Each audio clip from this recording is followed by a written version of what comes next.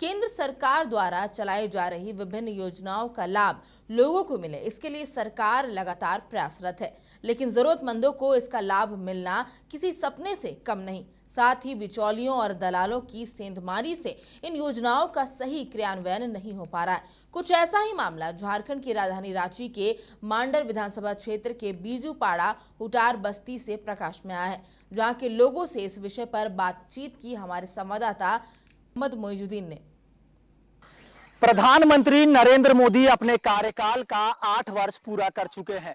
ऐसे में पूरा देश आजादी का 75वां अमृत महोत्सव मना रहा है। पूरे देश में प्रधानमंत्री के योजनाओं की चर्चा हो रही है, लेकिन झारखंड की राजधानी में ही प्रधानमंत्री योजनाओं की कहीं ना कहीं धज्जियां उड़ रही है और दलाल इसका बंदरबाट कर रहे हैं। इस वक्त मैं मौजूद हूं रांची से चंद किलोमीटर दूर चान्हो प्रखंड के हुटार बस्ती में, जहां प्रधानमंत्री आवास योजना से लेकर प्रधानमंत्री के कई योजनाओं का यहां सेंधमार हुआ है। कह सकते हैं कि जो दलाल है वो कहीं ना कहीं बंदरबाट कर इन जो लाभुक है, इन लाभुकों को इन योजनाओं से वंचित रखा गया है। सबसे पहले हमारे साथ एक महिला है, उनसे बात करेंगे।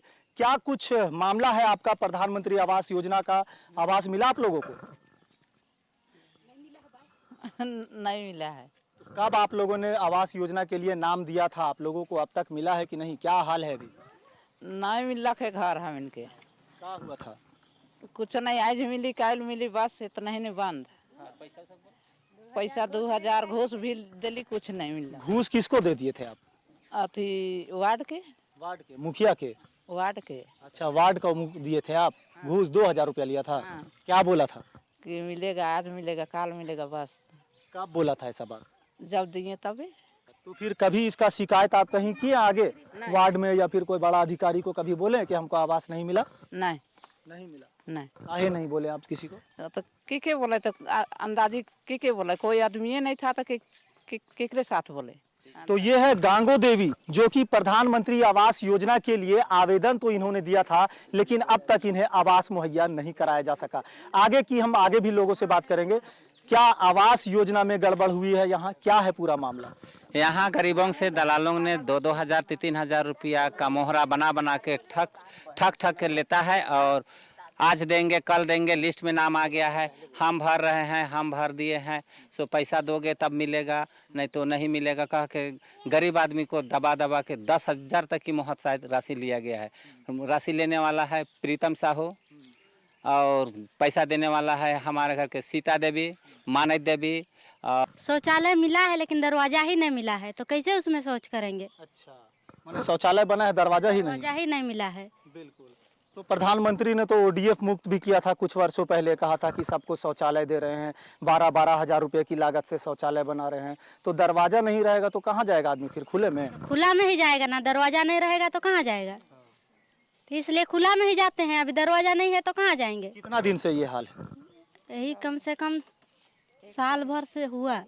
साल। हाँ। कहीं शिकायत उकायत किए आप लोग कभी? कई बार बोले कि दरवाजा दीजिए, लेकिन दरवाजा आबे नहीं कर रहा है, बोल रहे हैं, तो कैसे देगा? कैसे यहाँ ग्रामीण क्षेत्र का विकास कैसे होगा? सरकार तो बड़ा बात बोल रहा है। सरकार बोल रहा है, लेकिन और यहाँ का जो घूसखोर दलाल लोग नहीं ना होने दे रहा है। तो दलाल लोग यहाँ नहीं रहेगा तभी तो सरकार दे सकेगा। सरकार दे रहा है लेकिन दलाल होने नहीं दे रहा है। अच्छा, झारखंड में अगर चलिए केंद्र सरकार की बात हो गई, हम बात करेंगे झारखंड सरकार की। तो झारखंड सरकार भी झारखंड को अपराध मुक्त बनाने की बात कर रही है।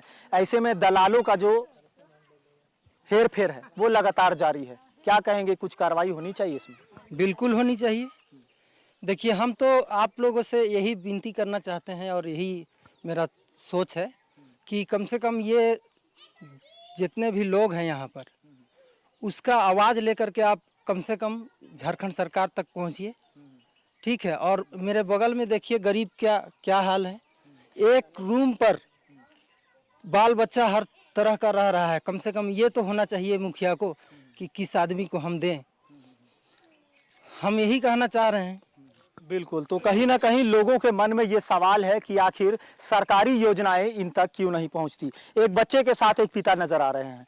क्या बच्चों की पढ़ाई लिखाई बुनियादी सुविधाएं मिलती है आपके क्षेत्र में लोगों को? नहीं मिलती है। नहीं। तो इसके लिए कभी आप लोगों ने आवाज उठाई? उठाया था तो कोई ध्यान देगा तब ना उठाएंगे।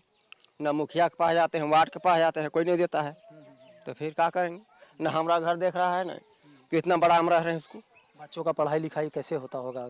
लाइट बिजली रहता है इधर? नहीं रहता।